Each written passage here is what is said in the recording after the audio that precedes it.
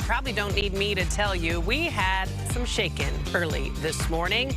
Yes, a series of earthquakes hit the area, the largest measuring 4.0. You know, every time the earth shakes, there's one person we all want to hear from. Seismologist Dr. Lucy Jones. She joins us by phone this morning. Dr. Jones, what a pleasure to speak with you, and it seems like we do this far too often. The question I got to ask everyone is, where were you? Were you fast asleep, my dear? I was fast asleep. I was awake when the page came in to tell me there'd been an earthquake. So I'm guessing it might have woken me up enough. It might have hit me enough to wake me up without actually making me realize it was an earthquake. So, of course, the page comes in, alerts you, and you start to work. What do we know about the series of earthquakes that hit us today? Okay. Well, we have wonderful automatic systems, so we no longer need to go into the lab to do all the work. It's a very deep earthquake. It's one of the deepest we've ever seen in the Los Angeles basin, which just means that everybody's pretty far away from it. It's 20 kilometers below the surface of the Earth. The closest person is 20 kilometers away. So, but it also then helps it be felt over a wider area. So lots of people felt it, but nobody got it really, really strongly because we were all some distance away. Now, why we have these really deep earthquakes,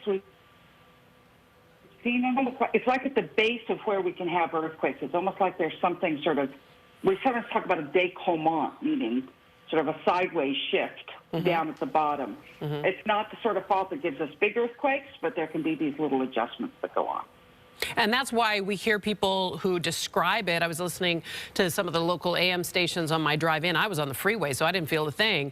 But my colleagues here in the building certainly were rattled, their nerves shaken. And I heard people on the radio even talking about how it felt like a big jolt and that it was quick. They talk about sort of 3 to 4 seconds long. Is that because of the depth? The quickness is because it's not that big. So the duration is the one thing that really tells you the magnitude. Bigger fault produces a bigger earthquake, and it takes a longer time to move across that larger surface. So being really quick, you have to say, okay, that's a pretty small earthquake. I felt it pretty strongly. I must be pretty nearby. And what you get with being deep is that a lot of the sort of what we call attenuation, the damping down of the waves happens near the surface. So the high-frequency waves damp out really quickly, and the rocks near the surface of the Earth do a great job of damping it out. So when it's deep, you're going to feel it as sharper because your waves are coming at you directly from below instead of sideways, and that leads you more high-frequency energy. Should we expect further activity today? I mean, I know, you know, as much as you'd like to be able to predict things, you are not a seer. You can do a lot through Doctor. You're not a seer. But, I mean, is it tends to play out that there'll be more of these sort of series throughout the day? All right, so I'm not a seer, but I am a statistician. And so I can give you the pattern of these types of earthquakes. And there have been a lot of very small aftershocks. So there will continue to be aftershocks today as defined by a seismologist. Mostly they're magnitude 1. There has not yet been an aftershock large enough to be felt. I think the largest one's like 2.4 or something.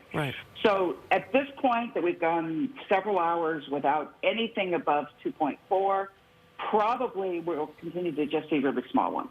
There is a small chance, obviously, that some of them, one of them will get bigger, but it's not. This is not a swarm. This is not something where you're going to be feeling a half a dozen earthquakes today. Well, as the pandemic has sort of taken the center stage, many people maybe have a little more dust on that earthquake kit. This is another opportunity to remind you to dust it off and make sure it's all up to date. You've got everything you need in it because, again, we are in earthquake territory. Dr. Lucy Jones, always a delight. Thanks for getting up early and chatting with us. You stay well. Thanks for talking with me. Nice chatting with you as well.